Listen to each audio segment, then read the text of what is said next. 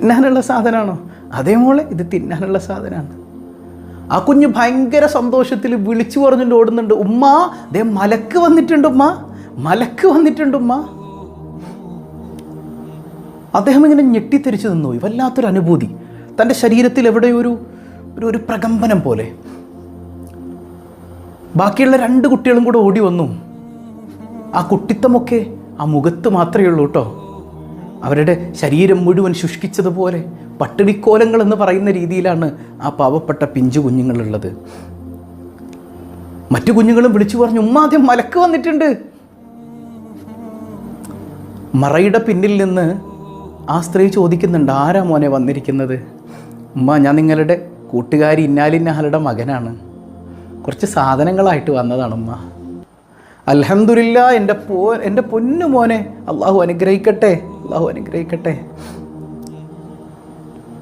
പിന്നെ ഉമ്മ, ഈ കുഞ്ഞുങ്ങളെന്താ എന്നെക്കുറിച്ച് മലക്കെന്ന് പറഞ്ഞത്? അതൊന്ന് എനിക്കറിയണം കേട്ടോ, എന്താണ് അങ്ങനെ പറയാൻ കാരണം എന്ന്. പൊന്നുമോനെ, ഇക്കുള്ളിടത്തോളം കാലം ഞങ്ങൾ സന്തോഷത്തോടെ ജീവിച്ചു, ഒരാളുടെ മുമ്പിൽ കൈ നീട്ടിയിട്ടില്ല കേട്ടോ.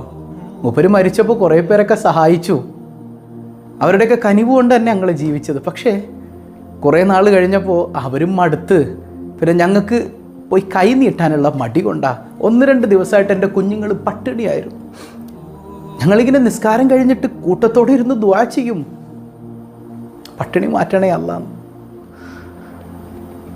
എൻ്റെ കുഞ്ഞുങ്ങളിങ്ങനെ കരയാൻ തുടങ്ങിയപ്പോൾ ഞാൻ പറഞ്ഞു, മക്കൾ വിഷമിക്കണ്ട, അല്ലാഹു തആല നല്ല ഭക്ഷണമൊക്കെ ആയിട്ട് പടച്ചോൻ്റെ മലക്കിനെ പറഞ്ഞയക്കും, എൻ്റെ മക്കളെ ആശ്വസിപ്പിക്കാൻ പറഞ്ഞതാണ് ഞാൻ.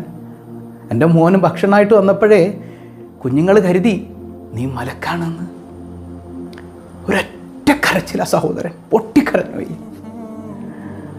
എൻ്റെ ജീവിതത്തിൽ ഞാൻ ഇതുവരെ ഇത്രയധികം ഒരു സന്തോഷം നിറഞ്ഞ ഒരവസ്ഥ, മനസ്സിന് ഇത്രമേൽ സന്തോഷം നൽകിയ ഒരവസ്ഥ ഞാൻ ഇതുവരെ അനുഭവിച്ചിട്ടില്ല.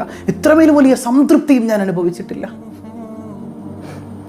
പടച്ചവനെ, ഈ പാവങ്ങളെ ചേർത്ത് പിടിക്കാൻ എനിക്കൊരവസരം നീ തന്നല്ലോ അല്ലാ എന്നോർത്ത് ഞാൻ സുജൂദിൽ വീണു എന്നാ ചെറുപ്പക്കാരൻ പറയാൻ.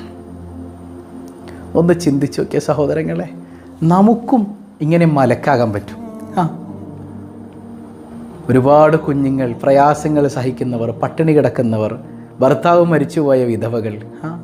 ഇന്നത്തെ കാലഘട്ടത്തിൽ ഏറ്റവും വലിയ ജിഹാദ് എന്താണെന്ന് പുണ്യനബി പറയുന്നുണ്ട്, അത് വിധവകളെ ചേർത്ത് പിടിക്കലാണ്, അനാഥരെ അഗതികളെ ചേർത്ത് പിടിക്കലാണ്, അവരെ സഹായിക്കലാണെന്ന് മുഹമ്മദുർ റസൂലുള്ളാഹി സ്വല്ലല്ലാഹു അലൈഹി വസല്ലം. ബദരീങ്ങളോടൊപ്പം പാവങ്ങളെ സഹായിക്കുന്നവർക്ക് സ്ഥാനം.